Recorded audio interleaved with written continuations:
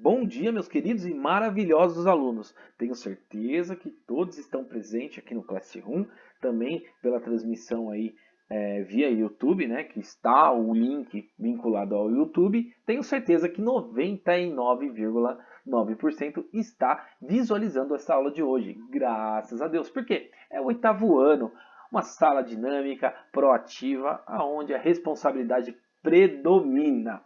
Meus queridos e maravilhosos alunos, hoje vamos dar início a uma introdução, tá? Não vai ter atividade, não vai ter aquele peso do conteúdo hoje, é mais ou menos para a gente assimilar e entender um pouquinho referente à geografia ambiental, tá? Vamos falar um pouquinho da biologia, vamos entrar um pouquinho ali na ciência, também um pouco na história e a geografia. Vamos entender um pouquinho um pouco da degradação ambiental que está acontecendo, as legislações que estão mudando em pró ao ambiente, né? a nossa camada de ozônio, o aquecimento global, a influência de tudo isso que está acontecendo nesse desenvolvimento em pró ao meio ambiente, tá? Mas hoje vamos entender basicamente as propostas para a questão ambiental. Existe uma proposta, né, colocada aí em debate, que são a preservação, conservação e a degradação ambiental. Temos que entender o que é uma preservação. Não é simplesmente isolar uma área aonde existe uma biodiversidade ali e simplesmente isolar, se não haver uma conservação e uma diminuição na degradação daquele ambiente, tá? Tenho certeza que em biologia e em outras disciplinas aí vocês falam muito do meio ambiente. Lembrando, né, que boa parte desta degradação está voltado à ação humana, tá? A degradação não acontece através de uma ação natural, tá? Então, a degradação, sim, é causada pelo ser humano. Isso já vem acontecendo há séculos, né? E o homem só foi se dar conta a partir do século XX. Em algumas décadas aí atrás, a humanidade começou a perceber que a natureza, galera, tem ali a sua base na sustentação e a preservação da vida. Então, todos os nossos recursos naturais, reutilizado e utilizado da nossa famosa natureza, é essencial para a vida humana. O homem hoje não consegue sobreviver sem água, por exemplo, que são as águas continentais. Somente 2,5% de toda a água do planeta, tá, é doce. De 97, alguns quebrados aí, 75, é água continental. São as águas continentais, são águas com grande concentração de salinidade, tá? Devido à formação geológica, lá onde teve aquela transição do resfriamento através da nossa pressão atmosférica, causando a precipitação e refrescando a nossa superfície terrestre, tá? Então, se não existe um equilíbrio referente a uma preservação ambiental, uma conservação das nossas florestas, isso vai degradando ao longo de um período o nosso clima também, tá? E vai afetar o meio ambiente do nosso planeta. Então, é mais ou menos entender um pouquinho o que está acontecendo em torno da gente, né? Porque sabemos que preservar é legal. Vocês aprenderam lá no sexto ano que era legal plantar um feijãozinho, né? Mas a vida é além disso. Os conceitos básicos da natureza é muito além, né? Sabemos que hoje espécies estão ameaçadas, existe uma mudança de clima que está acontecendo devido ao tempo, né? Que o tempo que vocês acompanham aí na televisão, a previsão do tempo, ela é momentânea, ela é diária, semanal e mensal. Dá para prever o tempo durante esse período, porque existe por trás da previsão do tempo o clima que em torno de 35 a 45 anos tem a sua formação. Então, quando o tempo é modificado durante uma queimada, aquela semana que existe uma queimada, uma estiagem muito longa, aonde acontece isso mensalmente, vai sim a longo prazo mudar o clima daquela região, daquele bioma, e vai sim facilitar a degradação e favorecendo aí a ação do homem. em retirada de recursos naturais e minerais que acabem antes que acabam de basicamente ali interagir e fundamentar as ideias, né? Por exemplo, eu vou dar um bom exemplo aqui. Que está acontecendo lá na região. Vamos ver aqui. Deixa eu pegar aqui um mapinha para vocês lembrarem, um mapinha escolar, simples mapa da região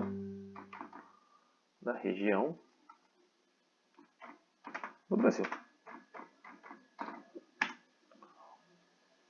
Vamos colocar uma mapinha aqui. Opa, show! Aqui temos o mapa das regiões brasileiras, né? Vou pegar aqui fica melhor. Vamos lá. Aumentar a imagem. Não vai aumentar? Certeza? Não adiantou muito. Ctrl mais.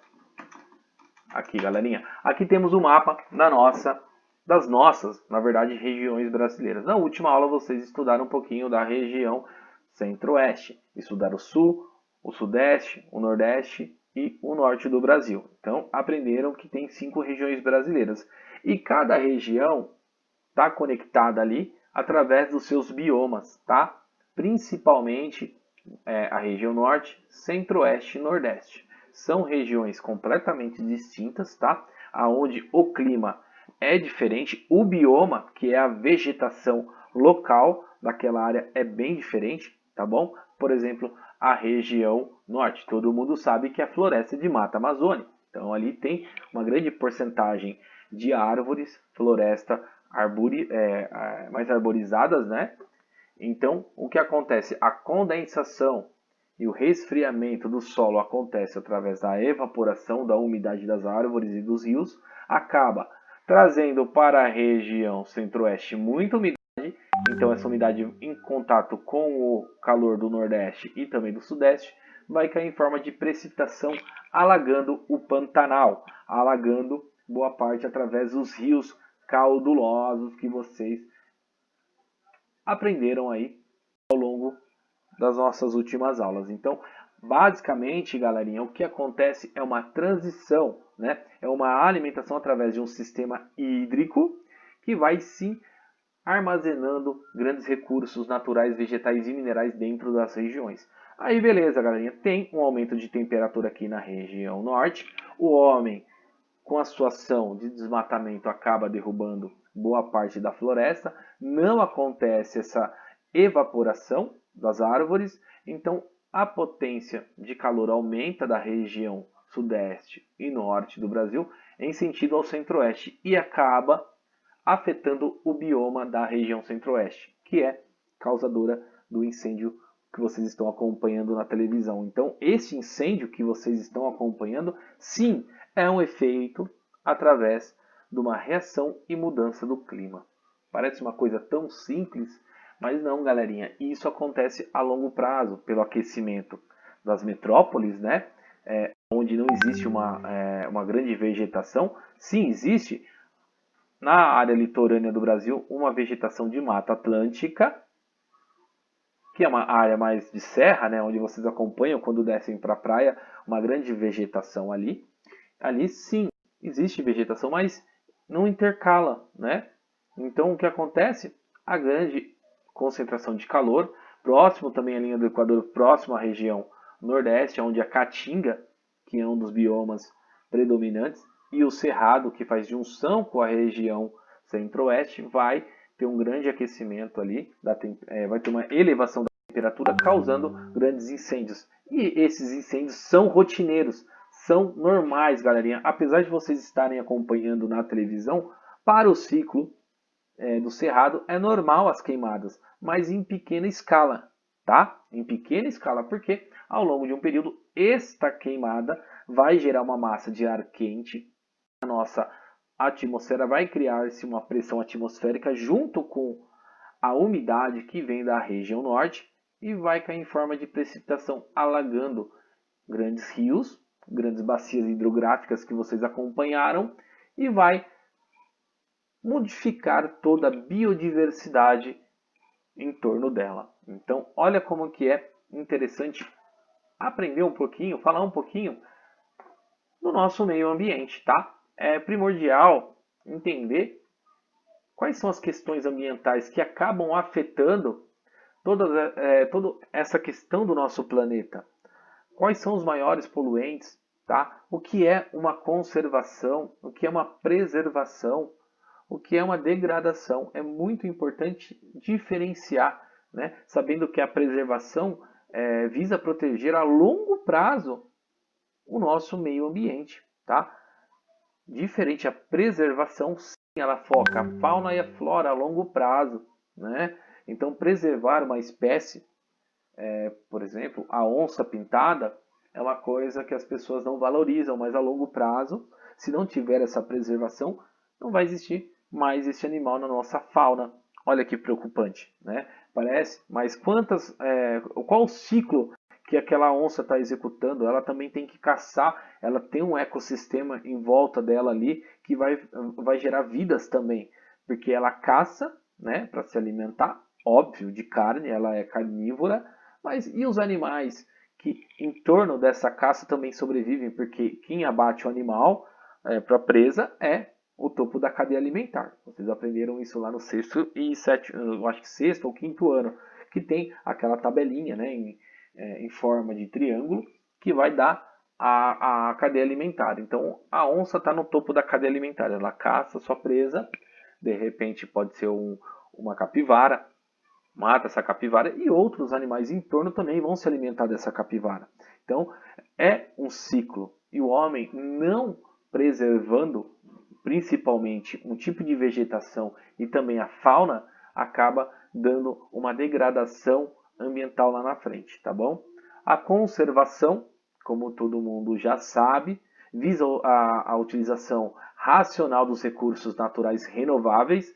Então, por exemplo, a água, sim, é uma conservação dos rios, dos leitos dos rios, né? Das nascentes. Lembrando que uma bacia hidrográfica, lembra que é uma bacia hidrográfica?